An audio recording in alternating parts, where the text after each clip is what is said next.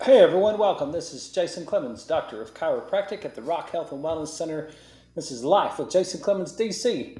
This is Tuesday, February 11th, and we are live right here from the Rock Health and Wellness Center studios in Lubbock, Texas. We're on the radio at 98.7 Walk by Faith, 1420 AM, 97radio.com. We're on social media, and we are talking to you tonight. So, how's everybody today? Hope you guys are great.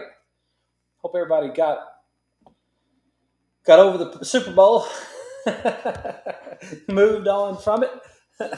All you got to do is just change teams in the middle and you'll be happier. I promise you. That's what I did. I just changed teams. Somebody said, well, that's not very loyal. I said, I'm not loyal to losing. I don't like to be, that's just depressing, right? Unless it's the Red Raiders, I'm not changing teams. And so put my mic on here. But yeah, hey, it's great. We're going to talk about immunity tonight. We took health to church last night. It was some revelation that I never had in my entire life. I got it on Sunday when I was sitting in church listening to that, and so we talked about that last night. If you want to go back and watch the show, you can go back and watch the show. The big thing from it was this: according to Dr. McGilchrist, it's about 1/2 of 1% of what we do on a daily basis is of our cognition is conscious. 1/2 of 1%. All the things that are going on inside your body, 99.5% of them is your innate intelligence. It's your subconscious being that is working right there. Think about that for a second. Like all you're really controlling is 1/2 of 1%. And then think how many times think about how many times we mess up 1/2 of 1%. It's kind of funny, I think. It's like, golly, God Himself knew that the only like look, I can't give these little beings too much to do. There's no way they'll be able to live for 1 second if I have to figure out all of the things that they're supposed to do. So um, God made an innate intelligence. That's that innate intelligence we were talking about. We've been talking about that on this show from day one. That's the very first thing in chiropractic school that we learned. That on day one, that's the first thing. You have an innate intelligence. You have a spirit that runs your body, and that spirit is 100% perfect, 100% of the time. That spirit is never wrong. So if you're getting expression that's wrong, then there must be some sort of interference. There must be some sort of what Hebrews would say is sin that hinders and entangles us, right? That's we talk about it. We're just talking about health. We're not talking about the scripture stuff. We're just talking about the health of it. There are things that hinder and entangle us, and they mess up what that innate intelligence is trying to do. And then all we have to do is that 1/2 of 1%. We need to try to see if we could get that right. And then it gives us direction on what we should do to do that, right? Keep our eyes on the goal. Keep our eyes on Jesus if we're going to be from a spiritual standpoint. But if we're going to be on a health standpoint, it's like, man, keep our eyes on the goal. Let's stay focused on what we're doing. And it's a big deal right now. I was looking through some stuff last night, and I mean, we got all these reports. I don't know if any of them are true or not. Maybe I was looking through it earlier today, but we've got all these reports of hospitals filling back up and people on ventilators and people are sick. We got the flu going around, right? We got this whole flu thing that's happening, and it's like, why is it happening? What's happening? And what can we do about it? We got measles going on down here in Lubbock, around Lubbock. We got things that are happening, right? And so we knew this was coming. And that's what the definition of health is for us. Health is to be ready for anything that we might face today. That's what we're trying to do. We're trying to be physically fit and healthy enough to take on whatever we have to do. If that is unloading a truckload of feed, if that is unloading a truckload of hay, if that's putting a truckload of hay onto a trailer and taking it out to a field and giving it to the cows or whatever's out there, those things that we do on a daily basis, right? If you're working in a grocery store, if you're working in a machine shop, if you're a mom that's at home with her kids, like if you're a chiropractor and you got to adjust people all day, whatever your thing is, are you physically fit and healthy enough to handle it? every single day, one after the next, after the next, after the next. If you are, I think you're healthy. Like, I don't know that you have to get all technical about it. I don't think it has to go a little any further than that. Just be able to handle what you got to do today. Now, the tricky part of that is you don't know what you're going to be facing today, right? I guarantee you, I'm not. I probably would give out my hands for sure because I don't have any calluses on my hands right now, and my hands would get. If I had to unload a truck full of hay or feed, I probably would suffer from that because I'm not trained. I'm not. I'm not fit. I'm not. My body's not used to that kind of work, and so that might, and especially my hands. My hands would be blistered and all tore up if I had to get out there and work and do that kind of work today. So I would fail at that. But but I can tell you, I'm not planning on doing that. I mean, it was fun and all that stuff, but um, I mean, I appreciate you farmers and all you ranchers out there, but I'm not going to do that today. I was talking about that earlier in Littlefield with one of my patients. Her husband hurt his shoulder, and he was moving hay for some cows. And I was just thinking, because it's cold in Lubbock today. I don't know what the temperature is right now, but it's cold, and the wind's blowing from the north. And when it blows from the north, it's even colder. And we were talking about what was going on out there. When she was telling me that story about him moving that hay for the cows, I just was thinking to myself, man, I am glad I'm not out there doing that. And then I started thinking about all the times, like I had multiple thoughts come into my head about when I was out there in the cold growing up on the ranch and all the things that we had to do with the horses, or when we were in, this time of year, we'd be in El Paso and at Sunland Park at the racetrack down there and cleaning water buckets at 6 a.m. when it's, god dang, freezing cold. Like that is not fun to do. Cleaning those stalls and doing all that stuff, walking those horses to the racetrack and all that stuff that you have to do when it's cold and putting them on the walker. And man, it was good times. I loved it. I loved growing up and doing all that stuff. But man, on cold days, it was cold. I spent a few days at my uncle's ranch and helping some of the cowboys up there. And man, it was cold. It was cold. If I had to do that stuff today, I might not be prepared for it, right? But so we got to know what we're going to face. But I can tell you one thing: you don't know what day you're facing the viruses. You don't know what day you're facing those bacteria, and you're facing them every single day. You've got them all over your skin. You got strep all over your skin. Did you know that? It's part of your natural flora. You got that, and it's part of what's on you. And as long as it's on your skin, it's fine. But if it gets inside of you, it's not fine. And then so we got flu A, right? That's what the big thing is, or flu B, or COVID, or whatever the thing, measles, whatever the thing is that's in Lubbock, or wherever you might be. Are you prepared for it? And you say, well, I went to the doc and they gave me some Tamiflu. And so I heard that 2 or 3 times. And I said, well, what's the mechanism of action on Tamiflu? And I'm not going to get into it. I'm not going to get into the technical part of it. I'm just going to get into this part of it.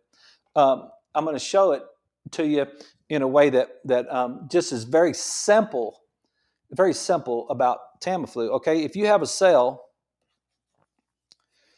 and that cell gets infected, so let's just call it flu A.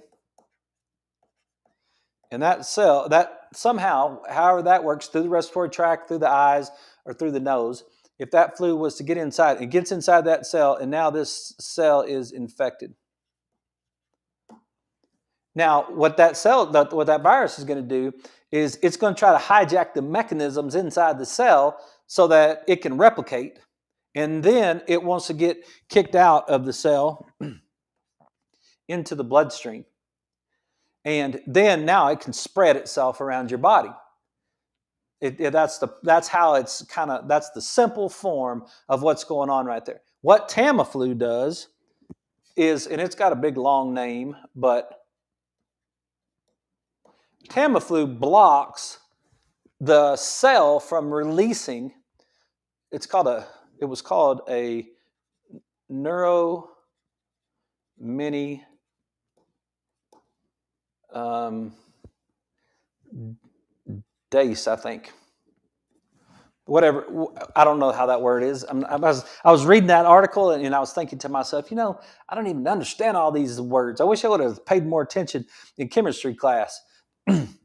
But I think that's what it was. I got the first part right. I don't remember if it was an ACE or not, but I think it was. But that's basically what the cell wall has on it that allows that infected cell, the infected virus, to get out of the infected cell, so it could be spread around the body. And what Tamiflu is supposed to do is block that process. Okay, I looked it up today. In case you were wondering, what does Tamiflu do? Tamiflu blocks the process of that. And now it traps the virus inside the cell. And if the virus can't get out of the cell, then it can't spread throughout your body. And if now it's stuck in the cell, and eventually it'll just die because it's stuck in the cell. Okay, the thing about that, when I was reading that and what I was thinking about on that deal, was that's after the battle's already been lost. Right? And then which is fair enough. Like, hey, if that works, and I don't know what the side effects of Tamiflu are, and I haven't done any studies on that, and I'm not even talking about that really. I'm simply just kind of saying that's a mechanism of action, and because that's what they're going to give you to try to, it's not necessarily an antiviral. It's just kind of a trapper. It's a viral trapper inside the cell. But when I was reading it, I was thinking about, wait a minute, that means the cell got infected. And if the cell got infected, that means that my initial immune response didn't work. That I didn't keep that cell out of my body. I didn't keep that cell at bay. I didn't keep that virus out of my body. I didn't keep it at bay. I didn't stop it before it got in. I didn't stop it in my lungs. And it's the one thing that if you ever get a chance to read like Plague or The Plague of Corruption or Ending Plague with Judy Mikovits, she does a great job of explaining that it's not the virus that really is the problem inside your body. You don't really have. It's not the virus that causes the. It's kind of. Let me make sure I'm saying this right. It's not the virus that's causing the problems. It's the immune system. It's your immune system's reaction to the virus is where you get the fever, right? What are some of the things that you would get? You would get fever. You would get cough. You would get chills, which is kind of goes along with the fever. You would get aches. You would get fatigue. Those are some of the simple things that happen. All those are the body's response to the virus. It's not the virus. It's kind of like the difference between HIV, the HIV virus, which goes to AIDS. It's not the virus. Magic Johnson still got HIV. He's had it for 40 years now or whatever, right? So he's still got HIV, but he doesn't have AIDS. AIDS is the manifestation of the immune response that causes the trouble. That's kind of like a tumor. When you have a tumor in your liver, the tumor's not really the problem. It's the fact that the tumor is disrupting the natural function of the liver. That's the problem. You can have a small tumor in your liver and it really doesn't cause a lot of problems. But if that tumor gets big enough inside your liver, now your liver doesn't work. If you have a tumor in your lung, that's a very small tumor in your lung, that's not necessarily going to disrupt lung function. But if that thing grows big enough, then it might disrupt lung function and now you can't breathe. Right? So it's what the troubles with these things are they're the manifestation that's happening. And that's the immune system response. And it's the weakened immune system response that allowed that virus to get in that cell in the first place. You can follow me on my thinking on that, right? So it's kind of like, why do some people, that's what I argue. When we were kids in school, this goes way back to the very beginning, right? When we were kids in school and there was 25 kids in the class and 15 kids got the flu. Let's just go crazy. 20 kids got the flu, but 5 kids didn't get the flu. Why didn't the 5 kids get the flu? What What was the difference between those 5 kids and the other 20 kids? And the difference was that those 5 kids somehow had an ability to stop that virus before it was allowed to get in the body. Their immune system, their innate immune system worked. Their macrophages and the neutrophils and that part of their immune system worked, and it kept it. They got exposed. They had the same virus exposure that everybody else had, but they were able to get rid of it. And so how do we do that? How do we be one of those 5 kids instead of being one of those 20 kids? That's one of the things that that's what I want to talk about tonight, right? Because it's the immune response, and how does it work, and what happens, and what can we do about it, and is there anything that we can do about it, and yeah, there's some things that we can do about it, right? So we can be healthy is what we can do. I was going to show you a picture. Just of just like when I'm studying this stuff. This was way back during COVID, so don't pay any attention to it mainly. But I was just trying to break down all the biochemistry or the immunology or whatever it's called, the way the physiology that your body works. And so I was mapping all this stuff out, and interleukin 1 beta and how it activates T cells and B cells and lymphocytes, and you increase your inflammation whenever you increase that those interleukins, and T cells mature in the thymus gland, and it's just kind of like, okay, we got this C-reactive protein which decreases this PGD2 and PGDE, and it gets crazy, and I don't remember all of it. One thing I just know is like NSAIDs. What do NSAIDs do? They decrease the PGE2 and the PGD2, and that is needed to allow for the body to release this interferon, this inflazome that stops all this stuff. And so when you start looking at it and you start to say, okay, well, there's one of the things that we'll take. Initially we'll get the fever, and then we'll take the NSAID, right? Or we'll get the chills or the aches. I don't feel too good. I think I'll just take a non-steroidal anti-inflammatory drug. And it's like, okay, what are you doing with that? What are you doing with that? Is there anything negative about that? Well, no, it makes my fever go down. Yeah, exactly. Why would you have a fever? Right? Why would you have a fever? You would have a fever because your body is trying to disrupt the virus. That's why you have a fever. But so we take this NSAID, and it's not good for us. Did you watch the Super Bowl? Did you watch the Super Bowl? Did you see A.J. Brown, number 11 for the Eagles, get lined up against the best corner that man-to-man that the Kansas City Chiefs had? Like an all-pro corner out there. I don't remember what I can't remember his name right now, but it's like that was a mismatch. There was no way he could cover him. Like A.J. Brown ate his lunch. They hit him on that first deep pass on third down, right down the sideline where he got the face mask where they said it was offensive pass interference. And he hit him in the face mask. That was on like the first third down, maybe fourth down. Maybe it was 4th and 1 or 2 or 3 or whatever it was. And they threw the deep ball at A.J. Brown. And then there were several times during the game. Like, it was like, that is not a good matchup right there. That's detrimental to the team. We need to double that guy. This is not going to work. But they couldn't double him because they need to get some pressure. It was like, it was, it just all kind of fell apart right there, right? Well,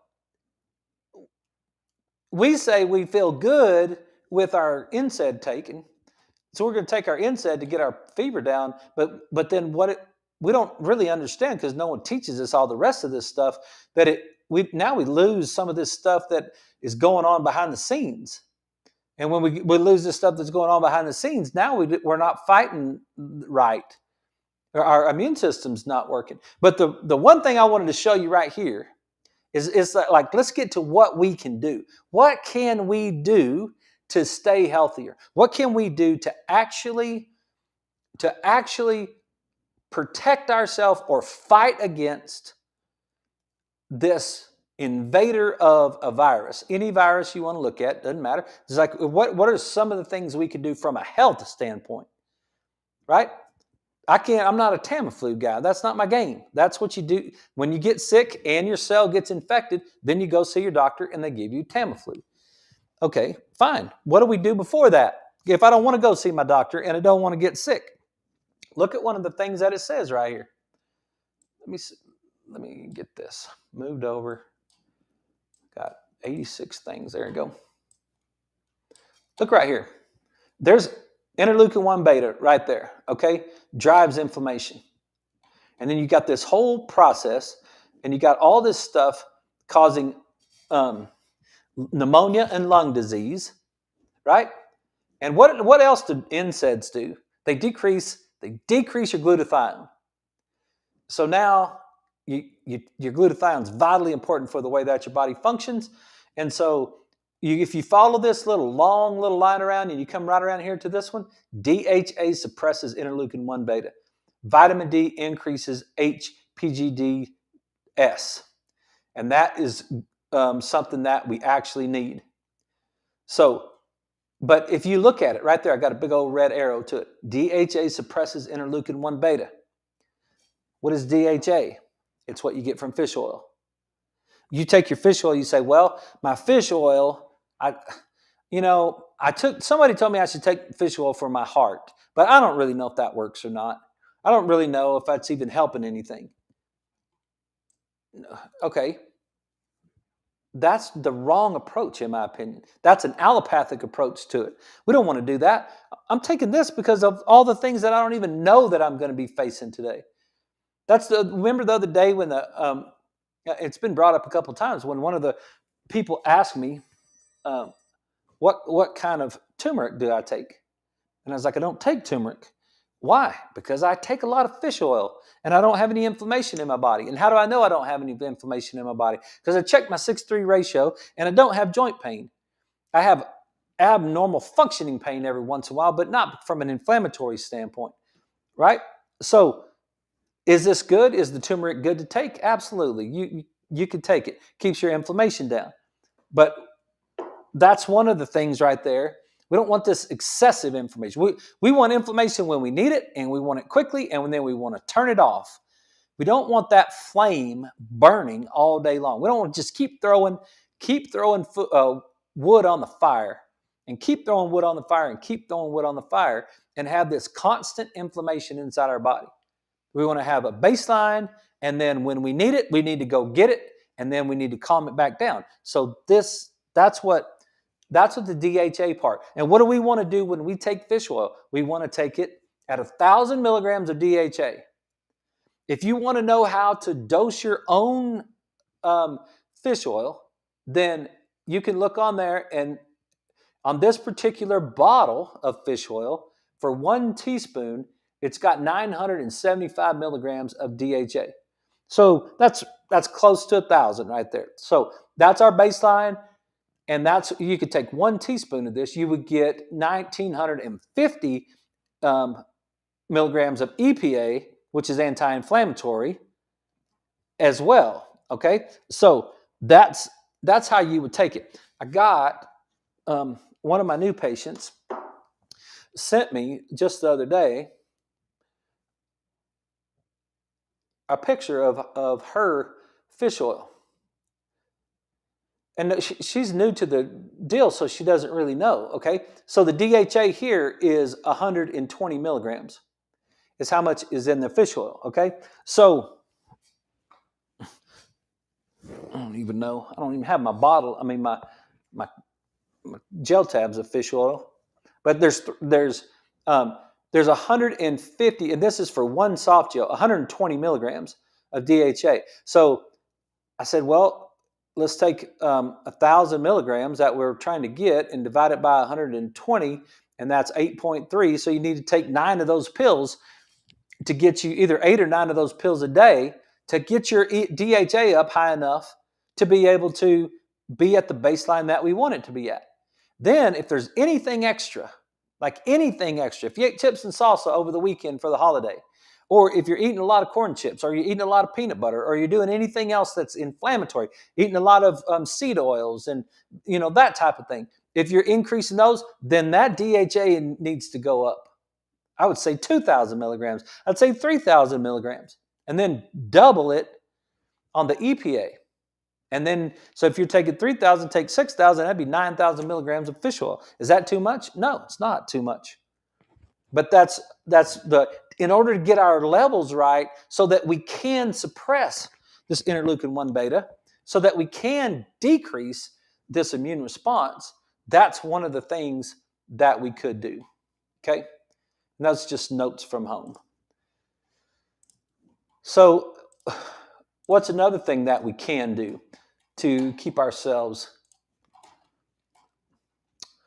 We could get adjusted. Let me. No, well, since I got it up there, let me just say it, and we'll move along right here. Okay, mechanoreceptors. That we've talked about this a lot. Your joint movement.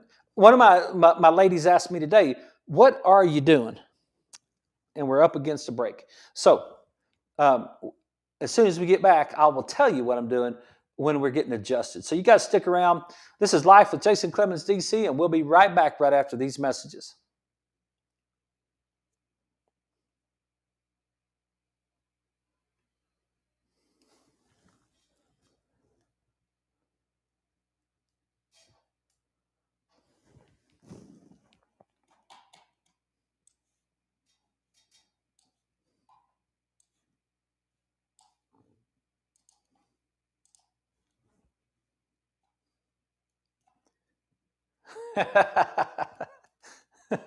That's funny, Lewis.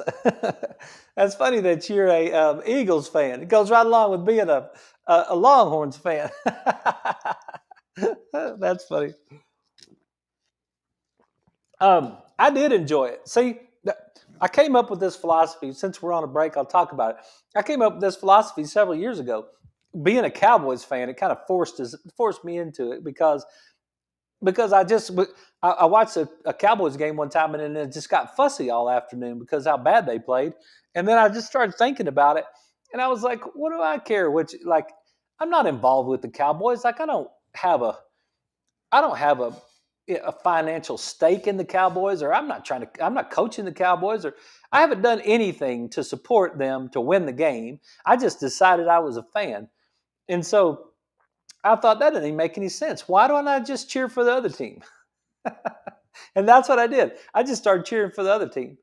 So, to be honest with you, I love Patrick Mahomes. He's maybe the greatest quarterback in the history of the NFL. That was his 5th Super Bowl, right? I mean, he's already won 3 of them.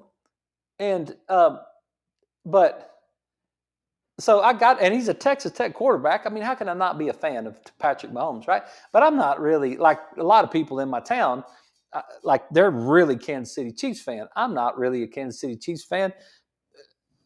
I mean, a lot of times I am because they win.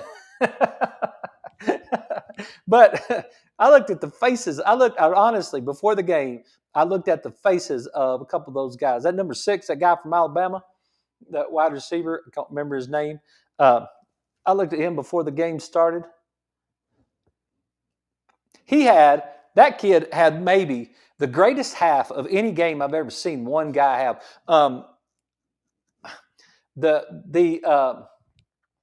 What's the defensive end from that played at A&M that was with the Denver Broncos in the Super Bowl? Number 58, I think, was his number back then. And I think he plays for Buffalo now. I can't remember his name at the moment. But he dominated the Super Bowl one year. Like, he was killing them all over the place. And that number 6 for the Eagles, when he played in the national championship football game at Alabama, they couldn't stop him. That might have been the best half I ever saw. And I watched him warm up, and he had a serious, intense look in his face. And I told my wife, my daughter, I said, man, I got a bad feeling about this. I was like, yep, those guys had a look in their eye, and they sure enough played like that too. Hang on, let me get us back on. All right, everybody, we're back. This is Life with Jason Clemmons, DC. Talking about things you could do to stay healthy, right? What can you do to stay healthy? Well, one of the things you could do to stay healthy is get adjusted or move your spine. Make sure that your body is moving, right? Mechanoreceptors, and that's what um, that's what this one is talking about, is mechanoreceptors. And I've got so many things open today. There it is. Okay. Mechanoreceptors, they're the receptors around the joints that when the joints are moving, those receptors are constantly firing. And so you're getting this input into the brain. That's what I talk about a lot about. We need enough power to run the system. We got to have enough amps. We got to get the power to the system. So one of the things that we need to do is make sure that the spine is moving. If the spine is locked up, then we get a decreased tone around the muscles and we get a decreased mechanoreceptor firing. And so what does that do? Well, there's a whole list of things that it does right here. Alters epigenetic methylation, shortens telomeres, causes vasoconstriction. There's all kinds of stuff. But if you come right down here, it's immunosuppressive. It's immunosuppressive to be subluxated. We say it chiropractic. They've been saying it since 1895. And it's like, why are you talking about viruses and flus? That's not your game. Now, hold up just a second. Being well is my game, and being healthy is my game. And when you're not well or healthy, then you have an increased chance of having to deal with all those viruses. So that's just one thing right there, mechanoreceptors. That means get adjusted or at least move your body. At least move your body. It is really important to move your body. What we're doing, and that lead me what my lady asked me today. She's like, "So what are you doing? What are you doing when you what makes you adjust one side versus the other?" And I just kind of blew it off there for a second because I just said, "Well, we just make this stuff up as we go along." And she's like, "No, I'm serious. What are you? What? Because I've been taking care of her for like 14, 15 years or something." And she said, "What are you doing? Like, what makes you choose one side or the other?" And I said, "Well, okay, like today, when I adjusted her, when I was looking at her, what came to me was move it all. Make sure we're moving." It's like, okay, so we started face down, we adjusted all the way up the spine. We made sure the neck was moving. I put her in side posture and adjusted her pelvis on both sides today. I was firing all of those things. And then when she got on the back, then I went to the left side to fire the right brain, like I do with the pathway of neurology. And then that's when she asked me, why did you change it up today? What made you do it different? But that's what I was thinking. In my brain, that's what I was thinking. I was thinking, move it all. Make sure that it's moving today. Movement is life. When your sacrum locks down and you're like, I don't even know what that means. If you've never been to a chiropractor before, then that might be something that you don't even know what that means. When my sacrum locks down. Okay. But you know what it's like when you have SI joint pain, like sciatica. You may know that, but you may not know why you have sciatica. Or lumbar spine pain. You might know that. Or you got this pain in your thigh, right? You got the pain running down your arm that's coming down to your little finger that's coming from your neck. You might not really understand. It's just like my arm hurts, like my elbow hurts, and then my hand right down to my little finger, like that. That really does hurt. Like I don't know what's wrong with my arm. It's like nothing's wrong with your arm in this scenario. It's because you're subluxated in your neck. Your neck is not moving properly. And you're like, well, you're going to adjust that? Like you're going to move the neck? And I'm like, yes, I'm going to move the neck. Why? Because it's not moving. And it needs to move in order to fire the mechanoreceptors. And then the mechanoreceptors fires the brain, and then the brain balances the body, and it decreases the stress, and then here we go. Now we're moving towards health. So getting adjusted really is something. It's not just like popping my back. Like it's like DHA really is something. right? It's like it's not just some nasty tasting oil. And if it's too nasty, you probably don't have the enzymes to digest it, or you got some bad fish oil. So make sure you don't do that. But it's like, well, I don't. This stuff is horrible. Come on, come on. Like we need it to function right. We need it right, and we need to move in order to function right. So that's another thing we can do. This is the one I was looking for.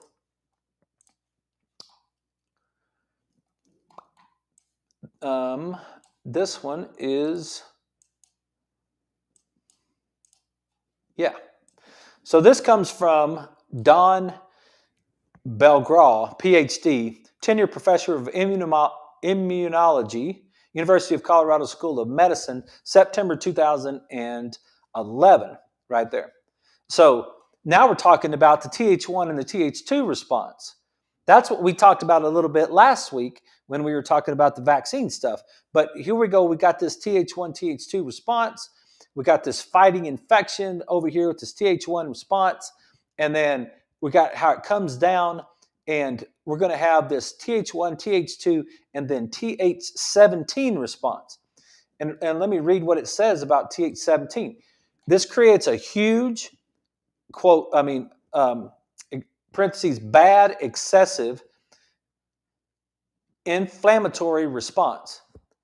The Th17 creates a huge inflammatory response, creates severe inflammation, blows up the entire area. The number one cause of autoimmunity is an overactive T17 response. Interleukin 6 drives the Th17 response. Interleukin 6 is inhibited by resveratrol, wherever it is right there. That's resveratrol and coumarin. Curcumin, and that is what you get when you take your turmeric, right? So those are two things. Those are two things that you can take that's going to help with this over excessive immune response. Too much. It's not the virus, it's the immune response that causes the problem. But if the immune response flame is so big, if you've been throwing wood on the fire over and over and over and over again, then what happens is you have an excessive immune response, and that's what creates all this problem. We don't want an excessive immune response. We want a perfect immune response. And inflammation is the initial stages of the immune response. Let's don't ever forget that, okay? Inflammation is the initial stage of the immune response. So you're going to get inflammation whenever you see that infection right there. You're going to get this, and then it's inhibited by resveratrol and curcumin. Both of those inhibits this interleukin 6 that drives this whole response down here. So we can dampen it a little bit. So it's like, okay, I don't need to have my whole lung fill up with fluid so that I've got pneumonia that I can't breathe. I just need to stop that virus right there in my lung.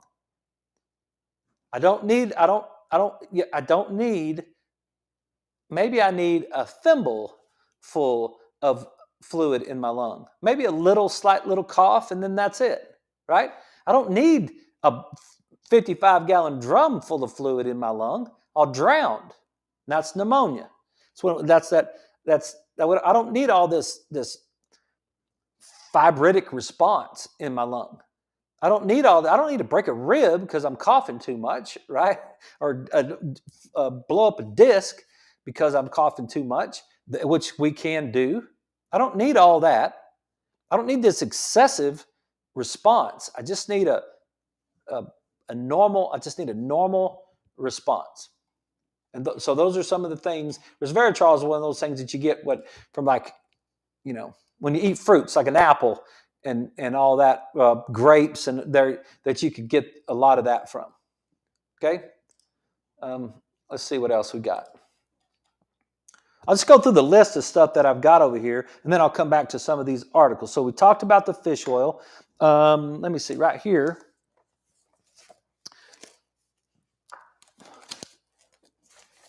Let me see where I put this note.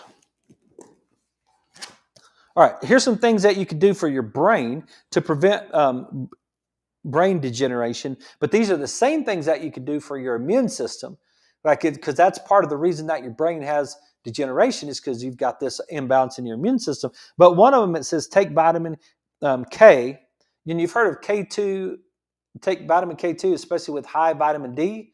So take your K24 and your K27. Well, that's what we have in the form of Cruciferous Complete.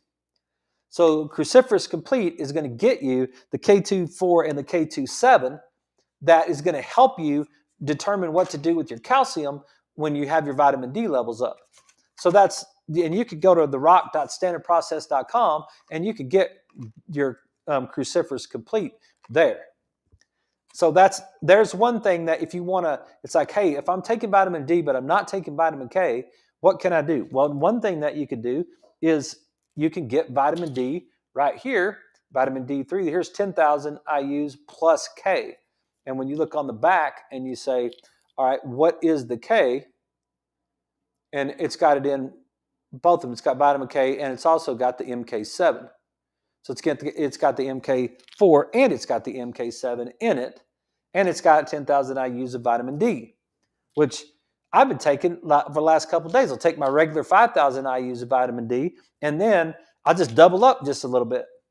Because there's kind of, just feel this like a little hint that maybe my body's fighting off something. But so I make sure that I do that as well. The other thing everybody knows is vitamin C, and this is the Cyruta Plus. I've taken extra Cyruta Plus the last couple of days. I just saw Dr. Hyman. If you want to go to Dr. Hyman's page and look through on Instagram, I just saw him, maybe it was this weekend, and he posts a lot of stuff, so it might be 2 or 3 down from there. But Dr. Hyman was talking about buckwheat. And that's what this is. The Cyruta Plus is buckwheat, and that's where we get what we consider our vitamin C. So that's another one that we've got. Then you can come down here and you can say, elevate your glutathione. So that's those marines that I was talking about on the wall in the lung. And how do you increase your glutathione? Well, undenatured whey protein is one of them, and then the other one is N-acetylcysteine. N-acetylcysteine, or NAC, is another one that is a precursor for glutathione. So those are amino acids. So you got to make sure you want to get your amino acid, get your protein. Make sure you're getting your protein. But if you want to elevate glutathione, that's one of the things that you can do right there. So what are we talking about on things that are to help us stay healthy? What's the things that we do every day, right? Take our fish oil, we take our vitamin D, I take this NAC every day as part of my deal, and then I take the Cyruta Plus, and I take the K with the vitamin D, so I don't take the the cruciferous every day, but I do take the Catalin, which is the multivitamin that goes along with it. So it's like, what do I hear people talk about it all the time. I hear people talk about supplements just a waste of time. You're just getting expensive urine and stuff like that. And it's like, I almost never hear a wellness guy say that. It's always a sick care guy that says that. And that goes back to that cognitive dissonance we were talking about last night in the show, when we have something new, we just don't want to learn from it. We just say negative things about it. It's like, ask Dr. Hyman if supplements are good. Ask Dr. Bredesen if taking fish oil is good for you. Go talk to anybody that studies wellness. I would even ask Dr. Lustig about that. Like, what are some of the things, right? And so you could ask anybody that's in the wellness field, and it's like, are you kidding me? Like, no, this is not expensive urine. This is physiology. It's some of the stuff that your body needs for physiology. Where am I going to get vitamin D? You get vitamin D from the sun. It's cold. It's cold outside. I'm wearing a long sleeve shirt. And I spend my days in here adjusting people. I don't spend my days outside. So where am I going to get my vitamin D? It's like, well, I can say, well, this is just expensive urine. And it's like, well, okay, well, fine. But what am I going to get my vitamin D? Well, I'm not. So I'm going to get, if I'm not going to take my vitamin D levels is going to drop. And then we're going to get into flu season, which I learned a long time ago. You might as well call it low vitamin D season. So that's another one. Okay. And then in our office, another thing you can do for your brain, which is also good for your immune system, is low-level laser.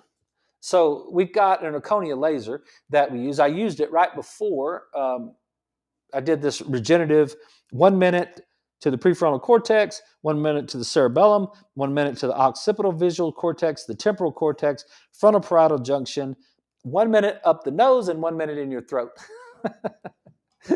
I know. That sounds crazy. Okay? That sounds crazy, but it's not. Like it's not dangerous. And I was like, I could start it and just start it right now. And I could just I can just put this laser right in my mouth and just right in my throat. I'm gonna hit it with these two different lights, and it changes things, right? So that's support. It's ATP support mostly, but it also has some antifungal and some antibacterial type of properties, especially that violet light right there. So those are things that we could do. Remember, exercise. Got in the gym this morning, did our exercise, and yeah. So those are some of the things right there that we can do that get us ready, right? That get us ready to take on all of this stuff. Like I've heard 2 or 3 instances where we're gonna shut down schools and then we're gonna fumigate the entire school because we got too many people out sick.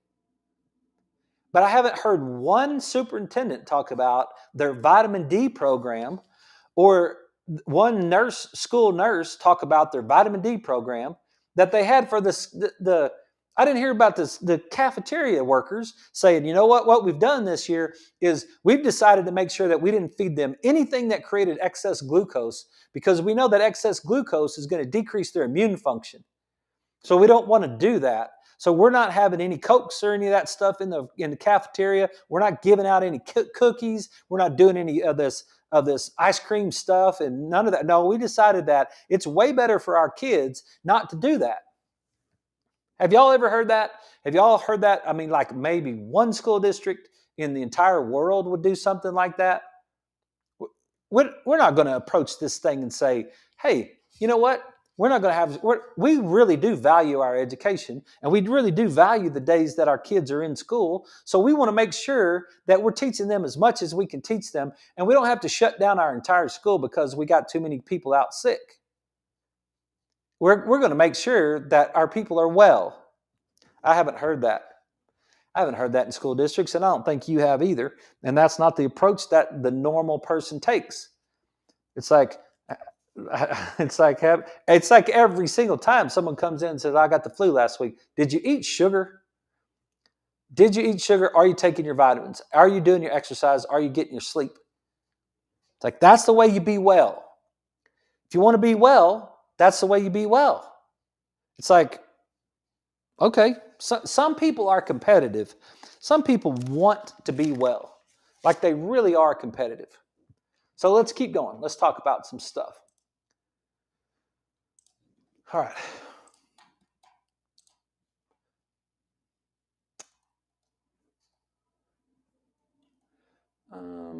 Where are we with this one? Oh, here's one for you.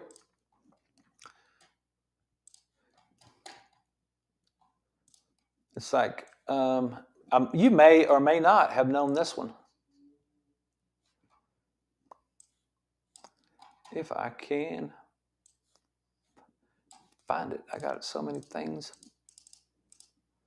There we go. All right. Psychological stress and susceptibility to the common cold. We're stressed out. When we're stressed out, we increase the chances. This is New England Journal of Medicine, 1991, August 29th. 325, pages 606 to 612 right here. This is Department of Psychology, Carnegie Mellon University in Pittsburgh. Okay? That's what this is all about right here. These authors prospectively studied the relationship between psychological stress and the frequency of documented clinical colds among subjects intentionally exposed to respiratory viruses. After completing questionnaires and assessing the degrees of psychological stress, 394 healthy subjects were given a nasal drop containing one of 5 respiratory viruses. This is great. Now they're just going to put the respiratory virus right straight in your nose, right? The subjects were then quarantined and monitored for the development of evidence of infections and symptoms.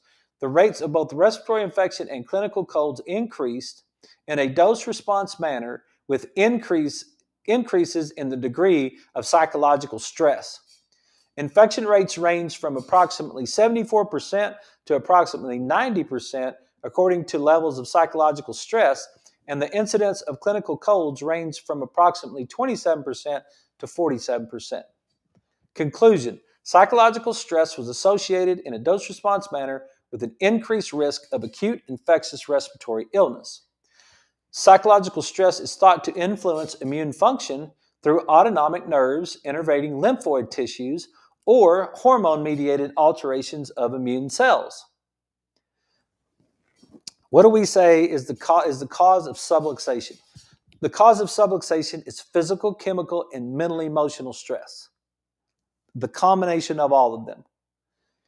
What is subluxation? Interference in the nervous system. What is running your immune system? Your nervous system. It's your nervous. Listen to what Dr. Huberman says. I left it open from last night. This was the very last slide of the talk from last night. And this is what Dr. Huberman said. It's all internal. If you set the next milestone, sorry, hang on, I got to, there we go. If you set the next milestone as just outside the distance of what you are comfortable with, and you make it there, you get energy to set the next milestone and achieve it. So that's what I was doing in the gym this morning. We had to ride 5 minutes, and then we had to do a 10-minute AMRAP, and then we had to ride 5 minutes on the bike. Well, by the time I got finished with that 10-minute AMRAP, I was tired. I did 5 minutes on the bike, and I did 10 minutes with no rest, and then I went right into the 5 minutes, and I was tired. And so then I had to say to myself, all right, Jason, just get to the next. All right, you got to get to 2 minutes. You got to make it to 2 minutes. And when I got to 2 minutes, I'm like, okay, as soon as I get to 2 minutes, what am I going to do? I'm going to move forward, and I'm going to see if I can get to 2 minutes and 30 seconds. Once I got to 2:30, I'm going to go to 3. It's like, all right. And then, so I just kept I set that boundary, and I was tired, and I was pushing on the bike, and I was breathing hard, but I just kept thinking in my brain, if I just set the boundary out there and I achieve the boundary, then what I'll do is I'll increase my energy and I'll keep my feet moving. And that's what Dr. Huberman is saying, is if you will do that and you make it there, you will get energy to then set the next milestone and achieve it. That energy is dopamine converted into epinephrine into adrenaline. So you need the adrenaline to keep your motor system going, but the adrenaline is made from the dopamine. So you got to get the anticipation going. So you get the anticipation going, and then now, if you will do something that gives you some sort of reward, if you're in, like, I know it, hey man, if I just make my bed, in the morning, it's going to start the dopamine pathway that I need, that's going to get me going in that direction, which is going to give me the adrenaline to have the energy to keep going. I got to find something. I got to clean my room. I got to make my bed. I got to straighten up some things. I got to do something to give me that dopamine, right? But listen to this part right here. He says this, that kind of ability is not glycogen. It's because of nervous system energy, the ability to continue to manufacture adrenaline and keep going. People think my muscles are out of juice. No, it's not your muscles that are out of juice. It's the brain that's changed in the neurochemistry. Your muscles can keep going. Very seldom. You might see somebody running a marathon or something, and they're as they start to cross the finish line, they actually collapse, and their whole thing is like, I mean, okay, there's extreme cases where you can drive your muscles to the point where they don't function anymore. But I think this is a great statement right here, because he's saying the kind of ability is not glycogen. It's because of nervous system energy. And the same thing's going on with the immune system. The immune system, it's nervous system first. And the nervous system cannot handle this psychological stress. This psychological stress is going to decrease my ability, because it's going to change my autonomic nervous system, because it's going to drive my right hemisphere, which is going to fire up my sympathetic response. And when I have a sympathetic response, my body is not concerned about viruses and bacteria, because they're not going to kill me in the next 30 seconds or the next 90 seconds. But a tiger might actually kill me in the next 90 seconds. So my brain is going to shut off all the things that have to do with tomorrow, and it's not going to worry about that. And that's when I'm going to decrease my immune system function and end up with infected cells. Whew, that was fast, but we're out of time. I hope you guys get something out of that. I hope you stay well, fight off that stuff. We'll be back tomorrow night at 6. You guys have a great evening.